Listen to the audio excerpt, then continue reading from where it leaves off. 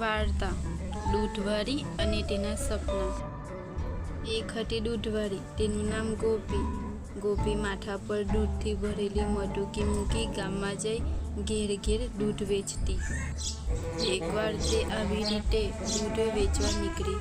રસ્તામાં ચાલતા ચાલતા તે વિચારવા લાગી, આ દૂધ વેચીશ એટલે મને પૈસા મળશે, તેમાંથી હું ઈંડા ખરીદીશ, તે ઈંડામાંથી ઘણી બધી મરઘીઓ થશે, એ મરઘીઓ વેચીશ એટલે પૈસા જ પૈસા, એ પૈસામાંથી હું કિંમતી રેશમી સાડી ખરીદીને પહેરીશ એટલે રૂપાળી રાજકુમારી જેવી લાગીશ।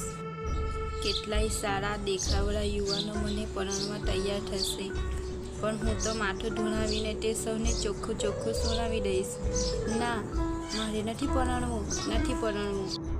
આમ બબડી જતાં તેને જોરથી માથું ધુણાવ્યું। તરત જ માથા પરની પેલી મટકી નીચે પડી અને ફૂટી ગઈ। બધું દૂધ જમીન પર ઢોળાઈ ગયું। તેની સાથે જ ઈંડા, મરઘી, રેશમી સાડી અને પેલા રૂપાળા યુવાનો અલગ થઈ ગયા।